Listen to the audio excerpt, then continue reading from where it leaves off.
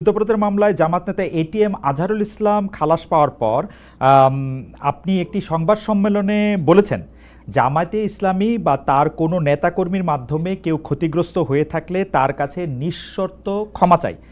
এই ক্ষমা প্রার্থনায় কি ৭১ মুক্তিযুদ্ধের সময়টাও আছে কিনা সেটা সেদিন আপনি স্পষ্ট করেননি, আজকে এটা স্পষ্ট করবেন? মানে আপনি অনেকেই প্রশ্ন করছেন যে জামায়াতের মাননীয় আমির ক্ষমা কিসের জন্য চাইলেন, মানে ৪৭-এর পর থেকে শুরু করে আজকে পর্যন্ত,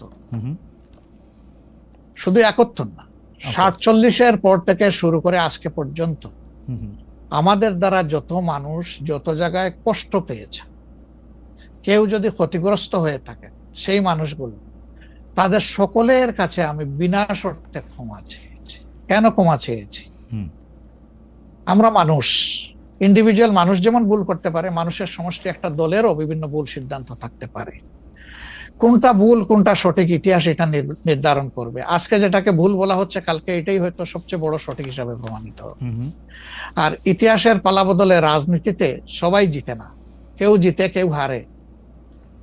আমরা আদর্শবাদী একটা দল, আমরা বিশ্বাস করি আমরা মানুষ, ভুলের ঊর্ধ্বে নই। আমাদের দ্বারা, আমাদের সহকর্মীদের দ্বারা মানুষ বিভিন্ন ক্ষেত্রে কষ্ট পেতে পারে, ক্ষতিগ্রস্ত হতে পারে। আমি সব কিছুর জন্য কোনো শর্ত আরোপ না করেই মাপ চেয়েছি। ওকে, মানে ৪৭ এবং মাপ চাওয়ার মধ্যে কোনো পরাজয় নাই, অবশ্যই নাই।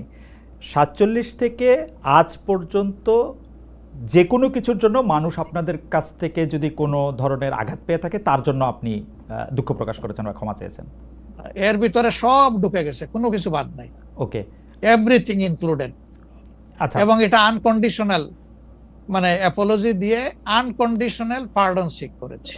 এইটা কি ডক্টর শফিকুর রহমান, আমি আসলে যেহেতু আপনার সঙ্গে আমার মানে নানা সময় কথা বলার সৌভাগ্য হয়েছে, মানে পর্দার বাইরে পর্দার ভিতরে, সেটা আমি জানি বলেই আমি আমার প্রশ্নটা করছি যে আপনি যে ৭১টাকে এই ৪৭ থেকে আজ পর্যন্ত একসাথে বললেন, এর কি কোনো বিশেষ কারণ আছে নাকি? মানে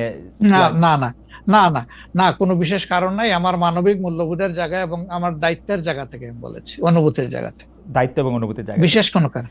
আচ্ছা, আমি আবার ২-৩ দিনের ঘটনা একটু আসি। আমরা দুইটা ঘটনা আমরা দেখেছি যে আমাদের অনেককে ব্যথিত করেছে। একটা হচ্ছে লালমনিরহাটে একজন যিনি নরসুন্দর, তিনি এবং তার ছেলেকে খুব আয়োজন করে মারধর করা হচ্ছে এবং তাদেরকে টেনে নিয়ে পুলিশের কাছে নিয়ে যাওয়া হয়েছে। এবং আরেকজন যিনি ২০১৮ সালের ডিসেম্বরের রাতের ভোট বলে খ্যাত নির্বাচনের যে প্রধান নির্বাচন কমিশনার, তাকে আসলে খুবই অপমানজনকভাবে মানে থানায় নিয়ে যাওয়া হয়েছে এবং সেটা আবার ভিডিও করা হয়েছে।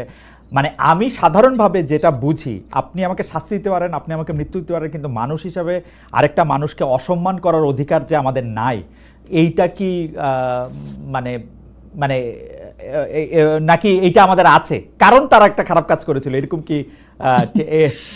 মানে আমি জানি না, মানে অনেকে তার আরেকজন, জি আপনি বলেন, আরেকজন খারাপ কাজ করেছেন বলে আমিও করব, এটা কোনো যুক্তি? আমি আরেকজনের খারাপে কষ্ট পেলাম, ক্ষতিগ্রস্ত হলাম, এখন আমি সেম অথবা ওয়ার্স দেন দিস আরো খারাপ কিছু করলাম তার সাথে, সেটা কি কোনো মানবিক আচরণ বলে গণ্য হবে? নিশ্চয়ই না। তবে দেখেন, আমরা এটাকে কখনো সমর্থন করি না, কিন্তু পরিবেশ, প্রেক্ষাপট, স্থান, কাল, পাত্র, মানুষ কোনো জিনিসকে যখন লাইক করে না, তখন প্রকাশ্যে হয় তার প্রতিবাদ করে, না হয় মনে মনে ঘৃণা করে, অথবা সে শক্তি থাকলে প্রতিরোধ করে। এই তিনটা স্টেজ থাকে, এটা হাদিসের ভাষা অনুযায়ী। তো এই অবস্থায় আমরা হয়তো ভিজিবল সেই রকম প্রটেস্ট অনেক ক্ষেত্রেই করতে পারি না, কিন্তু আমরা এগুলাকে মনের দিক থেকে সাপোর্ট তো করি না, আমরা বরঞ্চ মনে করি যে এগুলা আরেকটা অপরাধ। ডেফিনেটলি সিইসি যিনি ছিলেন, তিনি তো একজন মানুষ, তিনি এই রাষ্ট্রের একজন সিভিল সার্ভেন্টও ছিলেন এবং উঁচু পর্যায়ে তিনি দায়িত্ব পালন করে তিনি রিটায়ার করেছেন। তিনি নিশ্চয়ই কাজ ভালো করেন নাই, অনেকগুলা খারাপ কাজ করেছেন। সেই সময়টা জনপ্রত্যাশার এগেইনস্টে গিয়ে করেছেন, সত্য তথ্যের উপর না থেকে অসত্য তথ্য তিনি তার সংস্থা থেকে বলেছেন, সেগুলো সব খারাপ। তো তার জন্য তো আদালত আছে, কিন্তু আদালতে যাবেন, আমি তাদেরকে আদালতে নিয়ে যাই, আইনের আওতায় নিয়ে যাই, কিন্তু আইন আমার হাতে আমি তুলে নেবো কেন? এটা তো কোনো অবস্থায় আমরা সমর্থন করবো না। এই জন্য আপনার স্মরণ থাকার কথা, 5 তারিখ রাত্রেই আমরা ঘোষণা করেছি যে ব্যক্তিগতভাবে আমরা কারো উপর থেকে কোনো প্রতিশোধ নেব না এবং আমরা নেইনি।